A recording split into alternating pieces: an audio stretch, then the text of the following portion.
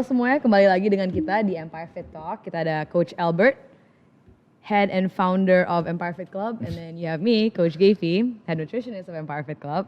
Nah, Coach Elbert, kita hari ini mau ngomongin apa sih? Sedikit kisi-kisi. Today kita akan membicarakan tentang performance versus aesthetic. I won't say versus or aesthetic. Training buat performance, apa bedanya training buat performance dan training buat aesthetic. So a little bit in depth about those two because those two are the two things that a lot of people come in to achieve. Sometimes they're trying to get both as well. So I think it's good that we cover this topic and I think a lot of people will be interested. So this is what we're going to talk about today. Oke, kayaknya kita dari tadi mau mulai bahasa Indonesia, but later on I think it will be like bahasa Inggris again anyway, half and half. Yeah. Oke, jadi to start off with, Yeah. goalnya untuk performance dan goalnya untuk aesthetics pasti berbeda kan. Jadi what do you think would be like a performance goal? What is like an aesthetic goal? Jadi orang-orang tuh bisa tahu bedanya apa dan which kind of training should they do? Yeah. So obviously, if we're talking about aesthetic, right? The aesthetic goal is a lot of similarities in terms of what people want, right? It's how you should be looking aesthetically, how your body should look, right? So a lot of the time, aesthetic goal ties into with lower body percentage, basically very small in terms of fat, and then higher muscle mass, right? Jadi either kelihatan shredded lah, atau kelihatan tone, atau kelihatan whatever it is that you want to look like. That's more into aesthetic. So it's more into what you will look like, right? Physically look like, right? That's what it comes to when it comes to aesthetic goal. You want to look this, or you want to look that you want your six-pack abs to appear, you want to develop your chest more, you want to develop your shoulder, you want to have separation in between those muscles supaya kelihatan cut, those are aesthetic goal. And performance goal is more so like you want to achieve something in terms of either strength or endurance, or basically what can your body do. Not what your body look like, but what can your body do. For instance, performance goal is like, I can squat 2 times my body weight. Atau gue bisa squat 3 kali or deadlift 3 times my body weight. Jadi misalkan if I'm 70 kilo, gue bisa deadlift 210, itu kan udah 3 kali. That's a pretty good goal. Pretty good in terms of strength. That you're pretty strong if you could do that, right? Or gue mau lari marathon di bawah 4 hours, right? That's a very performance specific goal. Or gue mau bisa pull up 10 kali. That's a performance goal. Gue mau bisa push up segini banyak. Jadi performance is thinking about what can your body do, right? What can you achieve in terms of putting a specific task, and can your body achieve that without thinking so much the aesthetic side of things, right? How would you look like? Going back to the deadlift or the squat perspective, maybe you could get heavier lift, or you get the number that you want, but maybe that could be at some people at a cost of what aesthetically you would be looking. Right, so that's the difference between aesthetic and performance. Okay, so basically aesthetics looking good, yes, right? More muscle, less body fat, so you aesthetically look nicer and then more jacked or more shredded. Performance is you have specific kind of goals for strength, for endurance, for maybe hiking a mountain, something like that. Flexibility, maybe even like right? Yoga. I would consider yoga as a performance. Like kalau misalkan gue mau be able to do a handstand in yoga, that to me it's considered as a performance goal. Yeah. So it's for sport and other things as well. Right. Yeah. Now, if we talk about sports and performing well in a sport, right? Now, different athletes will look different. Yes. Which is why, let's say, endurance athlete, marathoner, compared to a sprinter, Yes. compared to a golfer, compared to a swimmer. Yeah. Now, how does specific training, so I'm like alluding to the said principle, specific adaptations to impose demands, how does that kind of tie into specific performance training for a specific sport? Training for golf, training for sprinters, training for marathoners. Could you like elaborate how that is different and how it changes an athlete's body?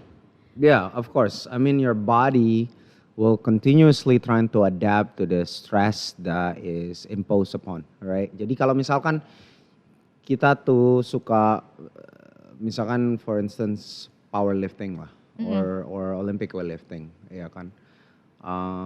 The goal there is to be able to lift specific amount of weight or the most amount of weight that you can, right? Jadi the signal yang you give to your body is, hey, I need to be able to put this over my head, this weight over my head, and I need to be able to squat or move things up and down at this much weight, right? So in terms of the training, obviously you will train the body to be able to perform that specific task. So if I wanted to do overhead 100 kilo, for instance, or something like way above my body weight, right? First, my body will try to adapt to that specific. What can your body do to be able to lift that weight? So it's going to send signal to the muscle group that will be used the most for those, right? So what you will tend to see is obviously to be able to lift above your head, you're probably going to have a wider hip, you're probably going to have a very, very thick thighs to have that strong base, right? So now your body's adapting to the sport, right? Not specifically in terms of symmetrical or what would look even aesthetically more pleasing. But now it becomes more like, okay, in some cases, Olympic weightlifter, for instance, some have bigger right legs than the other because when they jerk, their right legs tend to go forward or they do the split jerk. So now it put more demand on the right legs versus the other one.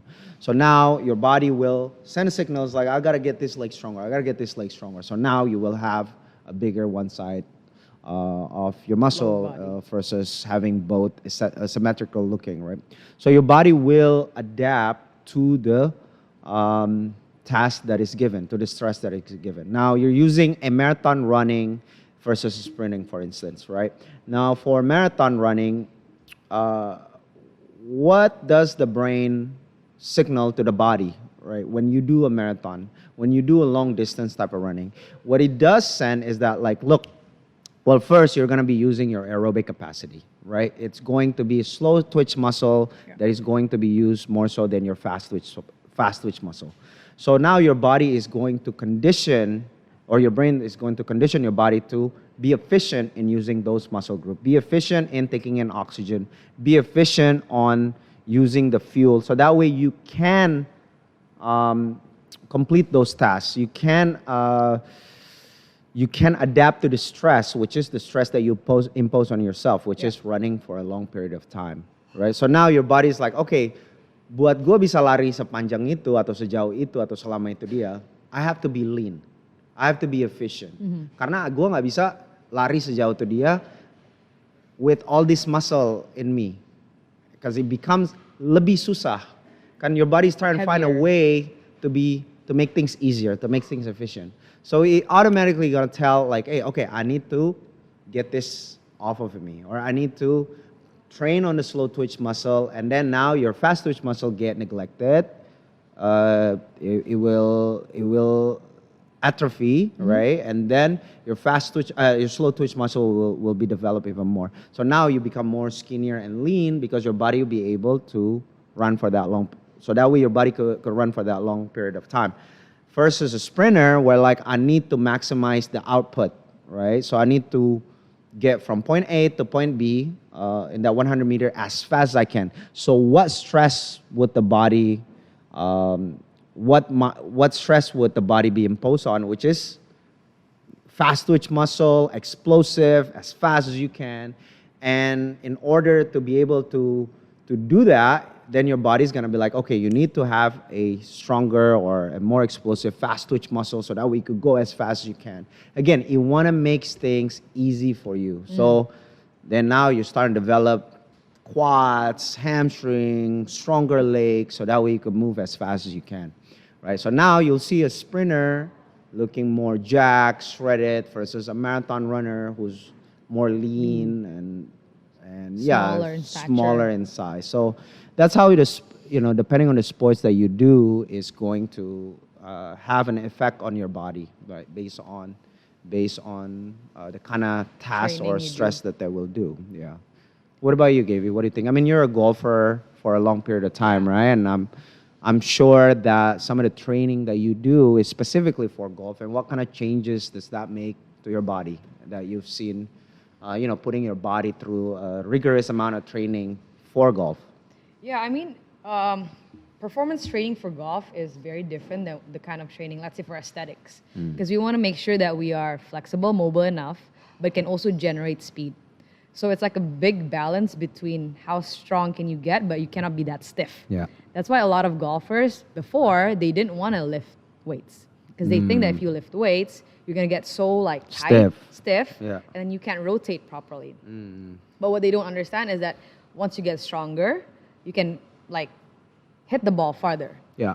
And they didn't know that there was mobility training where you can get stronger while also have that flexibility to turn as much and generate more ground force and then propel that ball forward. Right. Also in golf, it's very one-sided. It's very one-sided. Yeah, you only swing one way. From one way, yeah. It's only swinging one way and you're at an angle. Like my right shoulder is always at a constant degree lower. My hip is also at a constant degree lower. And I hit balls on the range probably since I was 11 to about 21. That's 10 years. 10 years. Yeah, of just one side. With just one side. And it's not just 50 balls a day. It could be 100, 200. Yeah. And then now even my posture is my right side is down, my left side is up. My hip, my right hip is also down. But in golf, that is the way you want to position yourself. Because then that propels the ball kind of up. Yeah. That's why. That's why. And then that kind of brings to your point where when you're doing the Olympic weightlifting, why some people have bigger quads on the right or the left or quad, even in the left, yeah. For us, it's the imbalance in our posture now. Yeah. Which is quite hard to tackle. Now, that's why a lot of golfers are doing strength training, is that to make sure that it's not that bad of an imbalance. Yeah. There's always one side, there's unilateral training, we do rotational work, making sure that athlete can decelerate and accelerate rotationally also. Yeah. And not a lot of golfers are jacked too, or have big biceps. That's true. Or have big lats. Because if you have big biceps, right, and then you have the arms right in front of you, you're gonna get stuck. Yeah. You can't swing all the way. Yeah. What they do is they have a strong core. They might have big legs, actually, that's fine. But big arms is not what you typically see in a golfer, basically. So, like you said, a marathoner, a golfer will look differently. Different, yeah. Because that's just the type of training we do is very different. Yeah. Which yields to the different look that we have. Yeah. Right? Yeah, so that's a little bit about specific training for performance, right? Now, what do you think about what kind of training should we do, or is there available for us to achieve an aesthetic goal? Okay. Now, I think for aesthetic, obviously the goal here to look a certain way, right? Yeah. Like, for instance, I mean, obviously, bodybuilding is a sport, right? But it's a sport to achieve that certain look. So it's an aesthetic sport in a way, Obviously, when you are focusing on aesthetic, a lot of people at least one typical things that we see people or members that comes to the gym is that lean or tone look or cutness, right? So it's developing a certain area of the body, right? And I think without functional in mind in terms of like, oh yeah, I want to get my shoulder developed, tapi yeah, just for the sake to look better, to look good, bukan kayak, oh, I want to get my shoulder developed karena I put things over my head all the time. Yeah. You know what I mean? So when we're talking about aesthetic, then we're looking into building a certain muscle group just for the sake of the way you look. So now the kind of training that you do for those things is you would do hypertrophy set of training where you would pick a day that you would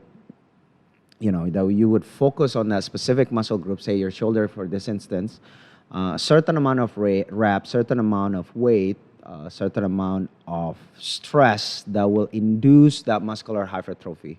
Supaya kita create, a micro tear on the shoulder and then eat a lot of protein and then it develop to a bigger shoulder, bigger muscle. And that's the aesthetic look and aesthetic approach to training, right?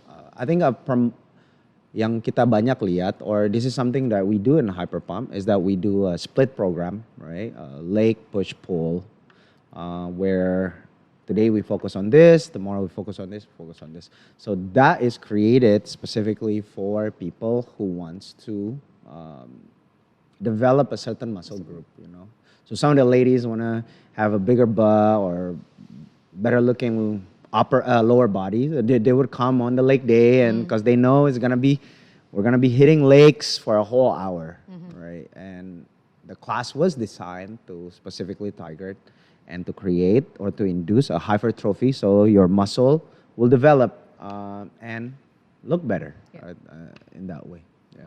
What about you, Gavi? Also in Hyperpump, like touching base on our class for Hyperpump, is that yes, it is to grow muscle also, but like every month we have a goal. Yes. That is like a performance goal actually. Perfect. Right? Yeah. Let's say for our leg day, maybe next month we have a goal of increasing our back squat. Yeah. Which touches base to our first point where let's say you want to back squat twice your body weight. Like for that month, that first main lift is that we are going to make sure that you are progressing with the weight as well, because we are testing the first week and then retesting again. Yeah. And then later on in the workout, like that's heavy back squats, and then we do kind of like a hypertrophy training where it's more aesthetic. So I think we kind of do both, right? In Hyperpump, you can have performance, and then you can also look good doing this. Now that brings to another question. Can you, is it good to have, or efficient or effective to have a performance goal and an aesthetic goal at the same time? Or should we separate the two? Oof, good question. Okay, because I think if you ask somebody, do you want to get stronger?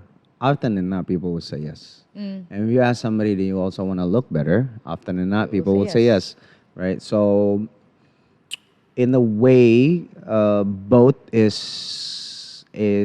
seek upon when you start going to fitness, right? Or when you start working out. Obviously, you'll get more when you focus on one. As in, you develop that one goal faster when you focus on that one. Now, that's not saying that you can't get stronger by working on the aesthetic, right? But that's a cherry on top. It's not something that is going to be focused on, right? You will get stronger if you just focus on strength training, focusing on lifting heavy weights, yada, yada. Versus you want to do some aesthetic kind of thing. Now, I think if you're a beginner, it depends on, I think if you're a beginner, whichever you choose, you will get a little bit of both. I agree. Right? If you're a beginner, you focus on aesthetic, you're going to get some strength in it, right? you're a beginner, you're working on strength, you're gonna get some aesthetic in it, like you're gonna lose weight, you're gonna start looking better. So at the beginning, you're kind of doing a little bit of both. Maybe one is going to be prioritized on top of the other, but the other one. But as you get further and further deep into it, you're going to hit a plateau where now you're going to have to choose one or the other. Okay, you're going to have to choose whether I need to focus on aesthetic mostly. So now you're picking the muscle that hasn't been developed properly. So I'm working on that muscle group. And that's not going to increase your squat, or that's not going to increase the strength on a specific area. And vice versa. You're working on strength, and then you know what? My squat stuck at 200 kilo. I need to get to 210. Turn out I need to do more supplemental or accessories workout. And that's not necessarily going to help aesthetically. Or perhaps sometimes you need to eat more so that way you could gain more weight so you could, that 200 kilo feel lighter or something like that, right? So beginning wise, you're going to get a little bit of both. But as you go further into the fitness journey, as you get more and more developed, it's going to start going the other way. Now you're going to have to prioritize over the other. Okay? So at the very beginning, I would say it's okay to want both, right? The first few months, you're going to get a little bit of it, okay? But after a while, you're going to have to choose. So that's my approach to thing. Is what's important is will it motivate you to work out, right? If it motivate you to work out to aim for the aesthetic look, then yaudah, we'll just focus on aesthetic, because I know you're gonna get the strength anyway at the beginning, right? But all the programs gonna be hypertrophy program. If you're more motivated doing strength training because you feel great, you're crushing a big weight on deadlift, I'm going to program strength training. We're going to get a little bit of both. But eventually, you're going to have to be specific on that. Okay. Hopefully, that answered your question. What about you? Yeah. How would you approach it? So how I would approach it is like similar to what you're saying, right? For a newbie, I think you can follow a general program, and then let's say you gain strength and also look better. Yeah. But then as you get more experience, you need to put in more effort to get a certain result. Right. And you need to kind of funnel in where you want to go. Because when I started, I just wanted to look good. Exactly. That was I think like mostly what? it's I was like 18. that. Yeah. Yeah, I just wanted to look good. Yeah. So then I went really, really, really small, lean. But I couldn't lift. That's the weight. yeah. Basically. I was at 47, currently I'm at 54. And then it soon shifted. I want to lift heavier weights. Because a squat for me, if I could only lift a 20 kilo, 30 kilo back squat, for me it's like sedih banget gitu. Right. And then started at Empire, and then Elbert was like, Gavi, you need to be eating more chicken, you need to be lifting more. Okay, so then I started lifting more. And then my body changed. My legs grew bigger. Yeah. Glutes grew bigger, my back grew bigger, so all the shirts that I have before is like very tight fitting in the back. And then fast forward like now, right now we're doing a half marathon. Yeah. So then I'm not lifting as heavy and then running more. So then my lift suffered, like my back squat suffered, my deadlift suffered, but I accepted it because there's another specific goal that I wanted to achieve, which is basically the long endurance running. Yeah. So that's kind of like my journey. So if everybody's starting at the same point, a newbie, everybody wants to look good. So do whatever, not whatever, like hypertrophy training, a little cardio maybe. Yeah. You'll get a bit of both. Yeah, you get a But little bit yeah. of both, yeah. You get 5 years down the line, 10 years down the line. I mean, you've done a lot of things, right? Yeah. You were a sprinter, Yeah. and then you did Lifting and all CrossFit, that. Olympic weightlifting. So I think you also see how your body kind of developed with those other goals. So that's my take on it. Yeah. I like that. I think that's what maturity in fitness, I think, also, right? You're starting off with things that are, oh, I think I should look like this, or I think I should be like this. And then to the point, like, you know what, actually, I'm happy with this. And that's when it comes to the aesthetic goal too, right? Because although there is this portrayal of what looks beautiful on Instagram, whatever it is, right? Maybe perhaps people are sway by like, that's what I want to look without knowing the price, what it costs, you know? And as they get into it, then the maturity in fitness starting to develop where like, you know what, I don't think I want to look like that. I think I'm happy with this. Now you're still getting the aesthetic goal. And then perhaps you're like, you know what, I want to be able to live this. Now you're also going over a performance goal and being happy with the way you look, even though it's not initially what you think you should look like, right? And I think that's what happened in phases. Also with me, like right now, I don't care what in terms of like how I am versus when how I look like versus how I was 12, 13 years ago. You know, like, oh, I want to be shredded, lean, my apex needs to show. Now I'm like, you know what? As long as I'm able to do this, I'm happy with this, the way I look, right, like this, and then but I can do this, right? So I think maturity in fitness, it's going to kick in where it's not only about aesthetic, but it's also like, what can my body do, right? And as you get older, when you get to your 50s, 60s, whatever, I think you care more about like, okay, can I still play with my kids, you know? Or instead of like, what do I look like? I'm like flabby arm, right? But again, aesthetic is a bonus, and if that what motivates you to do it, go for it, you know. And I think that's what we're trying to cater as well for the PT and our program. That's what motivate you. We'll go there, and there's nothing wrong with that. Aesthetic, you know. Oftentimes, when I see a person who look aesthetically built, there's some degree of strength performance in there as well, right? It's not like it's gonna be weak by you having a six-pack. It's not gonna happen, you know, or by you having a very developed chest or legs and stuff. So yeah, really like that. Yeah, I think that's good. Talking about fitness maturity, not a lot of people talk For sure, about that, right? Because wherever you are in your fitness journey, different goals. yeah, And there's probably going to be different phases in life where like, oh, maybe I want to cut down for a wedding. Okay, then aesthetic goals it is. Maybe later on, I want to make sure fitness is for like a lifestyle, you know, playing with my kids, making sure that I'm not hurt, like aging well. Right. So just know where you are in your journey, and then also know that there are phases in training as well. Right? 100%. Okay, that's cool. We talk a lot about training for performance, for aesthetics, fitness maturity.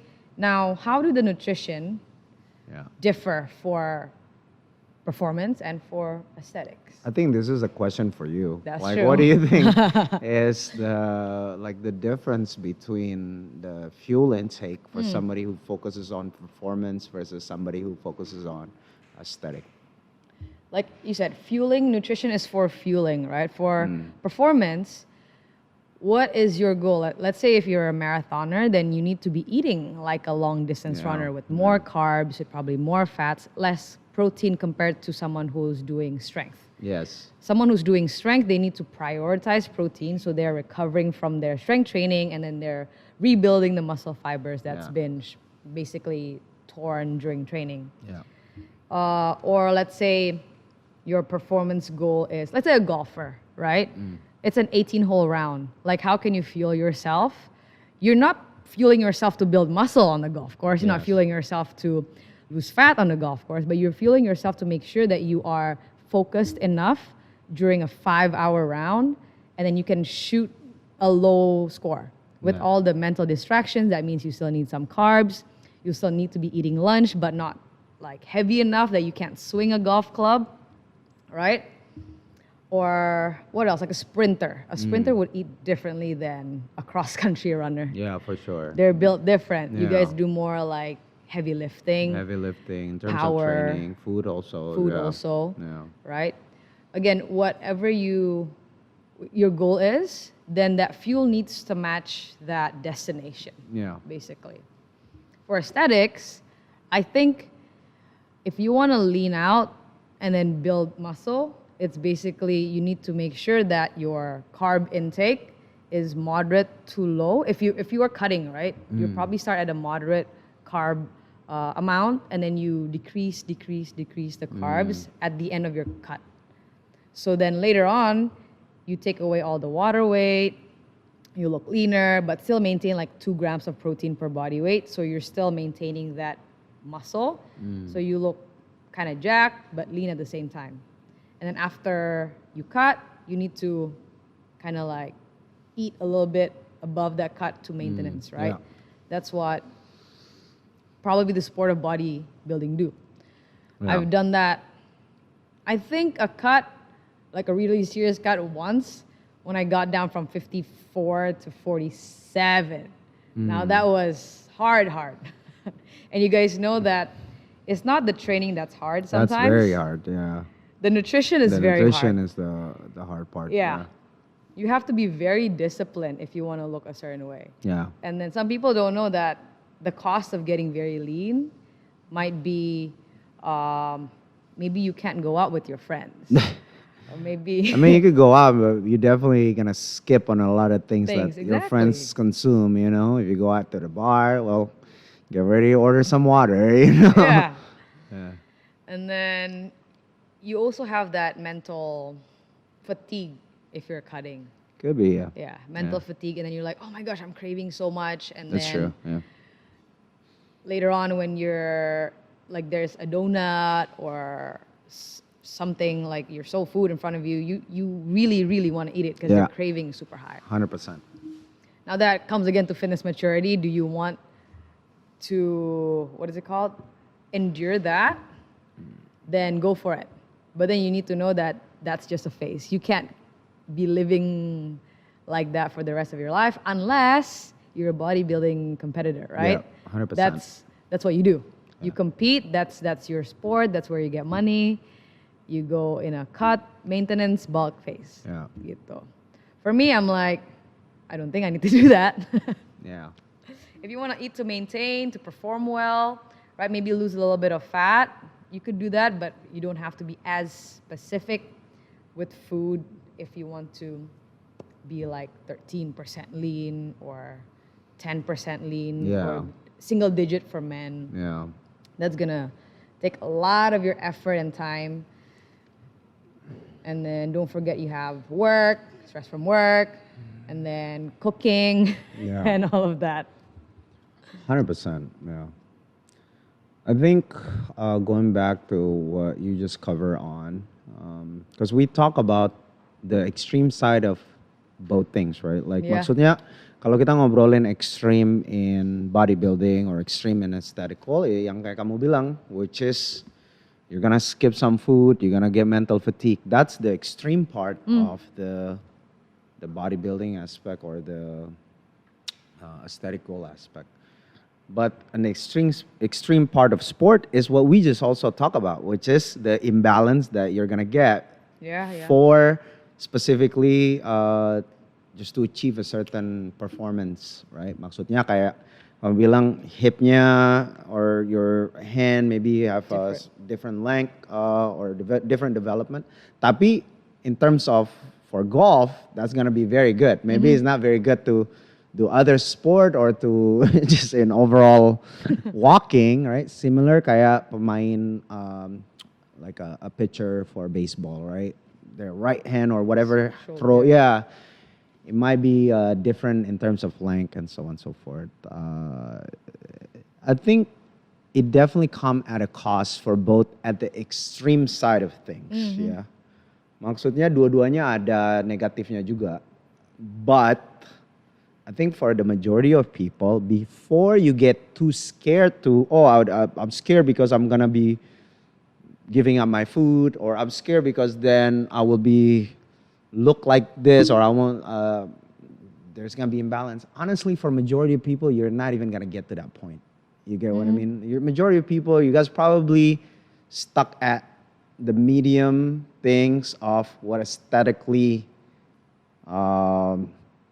should look like, and before you go into the sport or athlete phase of things, or as a bodybuilder, versus also with the soccer player or golf player, you're not gonna get to the point where like you, because you were full-on athlete, right? For majority of people, if you have a set 9 to 5, your lifestyle doesn't even allow you to become an athlete, you shouldn't be worrying about that part too much, right? As long as you do some strength training that will help you balance those things, you're not gonna be just like the athletes. I just want to point that out because a lot of people, they look at a very extreme things before they even start, right? Kayak orang-orang and banyak lah yang ladies especially cewek, before they lift weight mereka udah mikir kayak gue mau kelihatan kayak Arnold Schwarzenegger.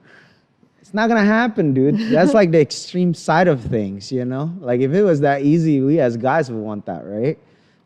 As much as you live, you probably your body won't allow you to get to that point. Okay?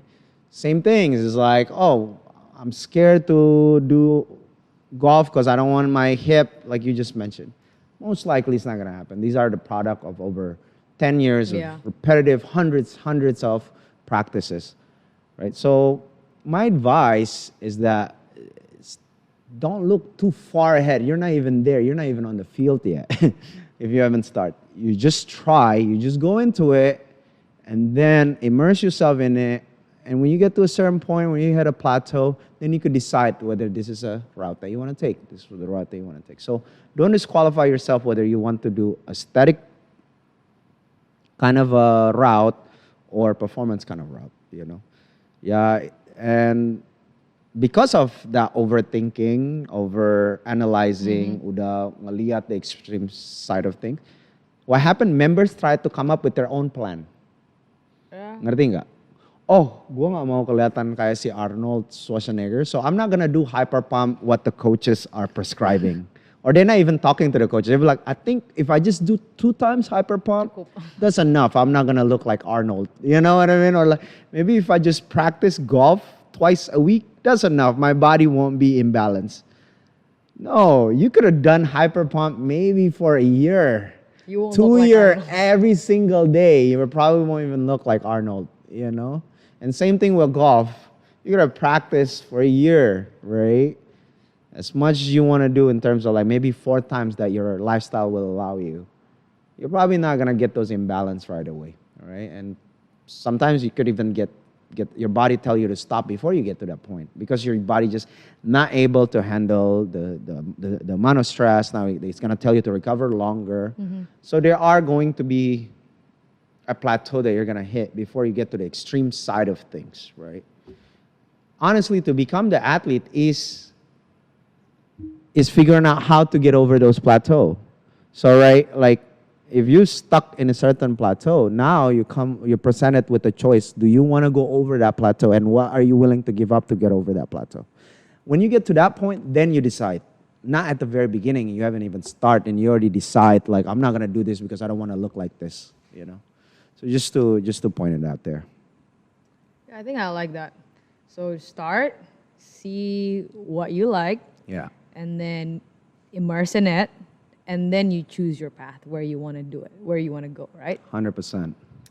I think what we've covered today is very interesting, as in like for people out there where they want to, what they want to do, who's good for which training, where should they start, nutrition. So it kind of debunks the myth of, oh, I should only be doing this. Oh, I should only be doing this. So fitness is a very big umbrella where you guys can actually experiment with, right?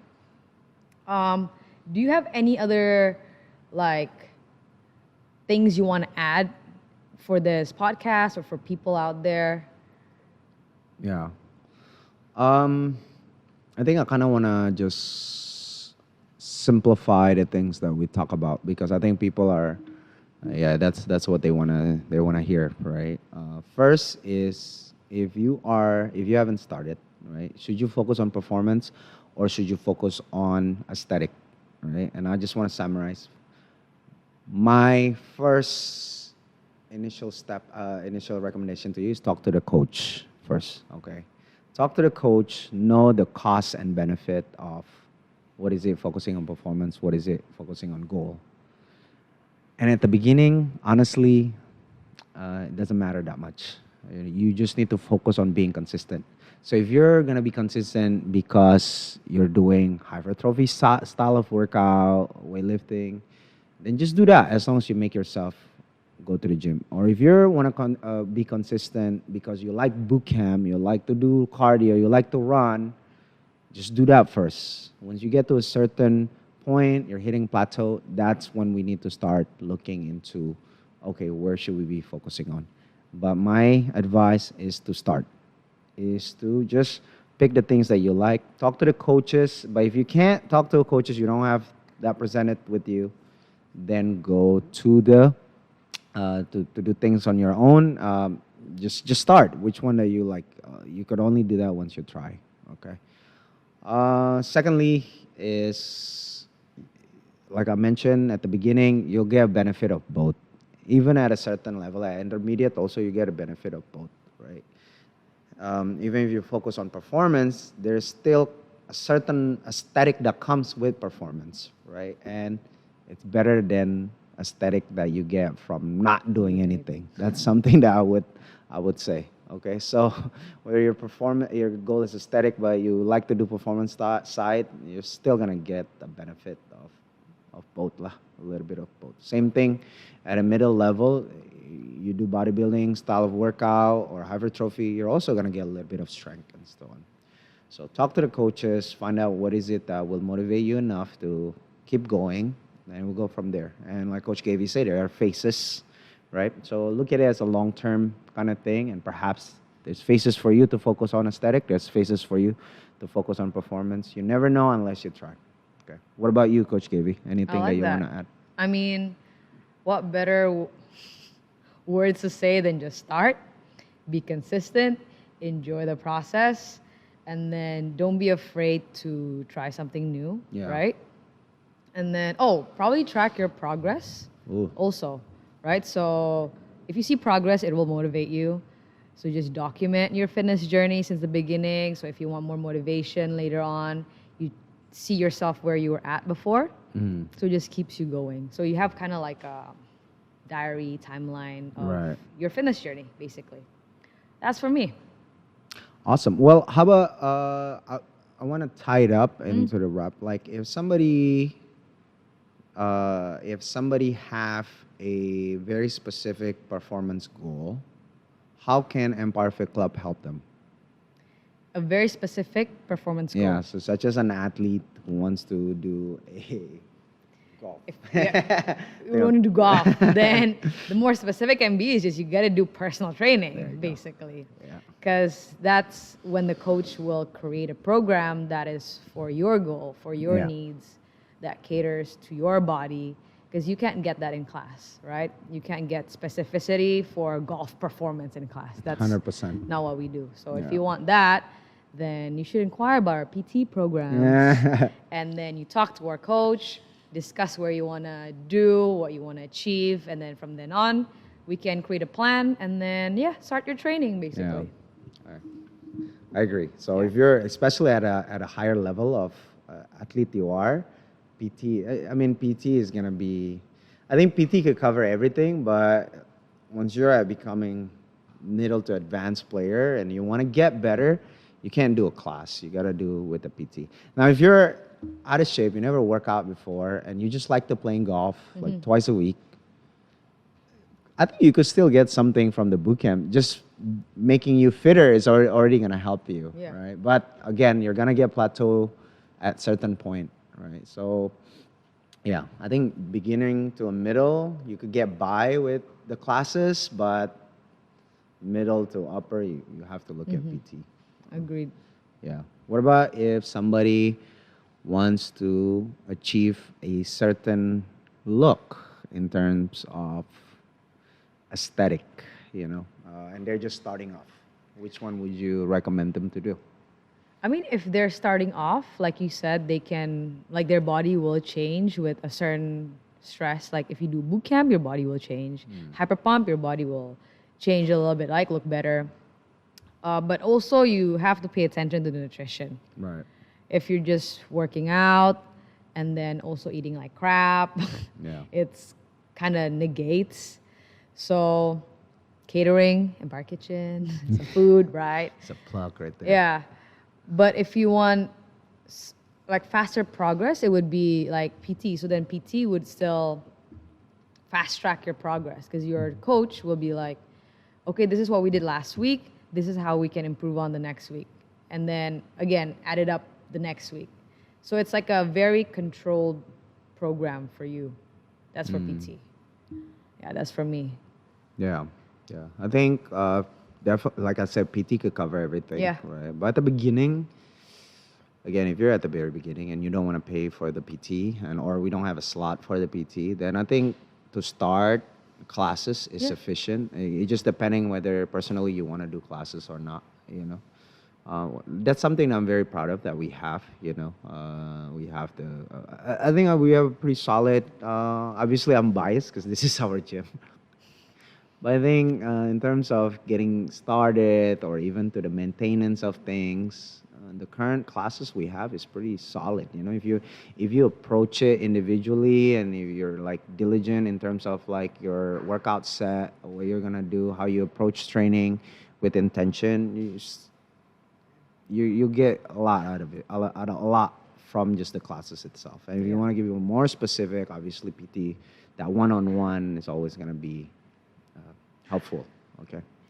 So yeah, I think we kind of sum up this talk quite nicely in terms of performance and aesthetic goal. So guys, thank you so much for our rambling that you guys just listen. If you guys have any more question about fitness, sports even, feel free to drop us a comment or ask us in the comment.